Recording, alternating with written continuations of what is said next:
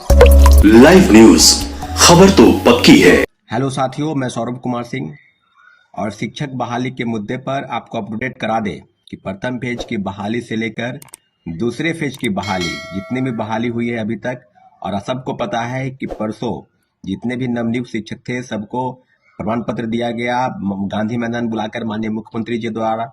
तो अभी जो हम बात करेंगे आपको कि कल एक बड़े आंदोलन की तैयारी है। जितने भी शिक्षक अभ्यर्थी जो प्रथम फेज की बहाली के हैं और वो छट गए हैं, उनको नौकरी नहीं मिली है, पूरक परिणाम जारी हो इसके लिए लगातार घमासान छिड़ा था। सबको पता है कि 4 दिन गर्दनी बाग धरना स्थल पर बैठे, उसके बाद फिर 3 दिन हम लोग बैठे इधर हाल में ही। तो दिसंबर से लेकर जनवरी तक पूरे आपको बता दें कि नवंबर, दिसंबर और फिर जनवरी, इसमें लगातार आंदोलन चलता रहा कि पूरक परिणाम जारी हो। पूरक परिणाम जारी होने के लिए जो बीपीएससी द्वारा जो बताया जा रहा था, 25 अक्टूबर के ट्वीट के हवाले से ही हम आपको बता दें कि उन्होंने कहा था कि एक से ज्यादा सप्लीमेंट्री रिजल्ट जारी करेंगे। कब? जब मल्टीपल रिजल्ट वाले जो बच के आएंगे वो सीट, फर्जीवाड़े तरीके से जो नियुक्त हो रहे हैं जो बाहर होंगे वो सीट, और कई लोगों के ये कहना है कि ड्रॉप आउट स्टूडेंट वो सीट, तो सब मिलाकर ओवरऑल बात की जाए तो पूरक परिणाम जारी होने चाहिए थी।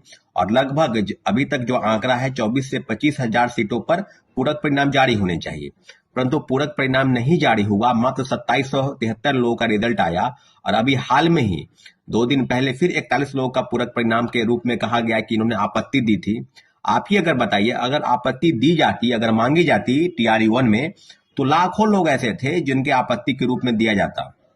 सप्लीमेंट्री रिजल्ट को लेकर जो भी गड़बड़ी हुई है, जो भी चीजें कही जा रही है, सब भ्रामक रूप से फैलाई गई मीडिया के माध्यम से, प्रेस के माध्यम से, चाहे इलेक्ट्रॉनिक मीडिया हो चाहे प्रिंट मीडिया हो। बीपीएससी के सवाल पर पूरक परिणाम अगर जारी नहीं होते हैं तो छात्रों अभ्यर्थियों के मन में जो असंतोष है, जो भावना है, उसी को लेकर कल एक बड़े आंदोलन की तैयारी है। जितने भी शिक्षक अभ्यर्थी मेरी बातों को सुन रहे हैं, सब पटना पहुंच जाए, स्टेशन के पास आ जाए, गांधी मैदान के पास आ जाए, और जहां से भी आंदोलन की शुरुआत होगी वहां से उस भीड़ में शामिल हो जाना है।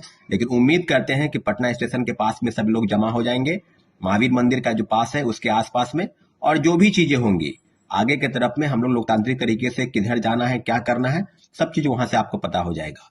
दूसरी महत्वपूर्ण विषय है कि क्या कोर्ट केस के संदर्भ में आपको बता दें कि आज जो है कोर्ट केस में पूरी याचिका दायर हो जाएगी, पूरी तैयारी फाइनल है। सैटरडे को ही हो जाती है, परंतु सैटरडे और संडे को कोर्ट बंद रहता है, इसलिए आज जो है फाइनल डिक्लेयर जो है सबमिट है वो हो जाएगा।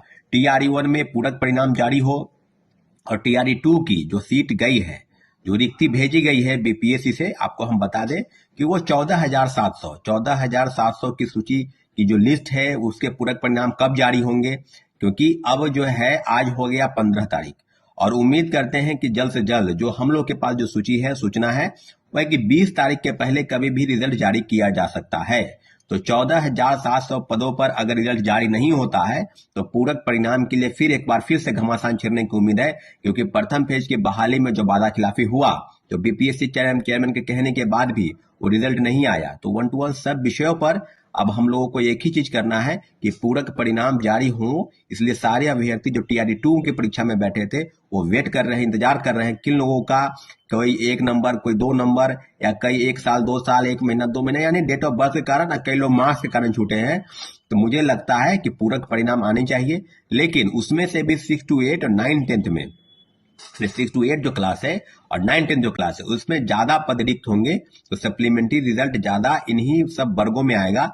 क्योंकि ऑब्वियस सी बात है कि 11 12 में जितने भी लोग का सिलेक्शन हुआ है वो निश्चित रूप से अपने पद को नहीं छोड़ेंगे। तो ये मल्टीपल रिजल्ट, यानी एक से ज्यादा पदों पर जो लोग नियुक्त हो गए हैं, हम लोग बार बार बात कहते थे, आपको याद होगा कि बीपीएससी चेयरमैन की तरफ से जो गलती हुई, जो शिक्षा विभाग की तरफ से गलती हुई प्रथम फेज में, उसी का नतीजा है। परंतु सेकेंड फेज में गड़बड़ी कम हुई है। अभी तक हम लोग के पास जो आंकड़ा आ रहा है, इसमें 2-3 गड़बड़ी की सूची जो है, सूचना जो है, वो हम लोग बीपीएससी को बता रहे हैं, शिक्षा विभाग को बता रहे हैं कि डोमिसाइल सर्टिफिकेट ये अवश्य जांच होनी चाहिए, क्योंकि कई लोगों के पास ऐसा प्रमाण है कि डोमिसाइल सर्टिफिकेट फर्जी बनाकर लोग बहाल हो गए हैं।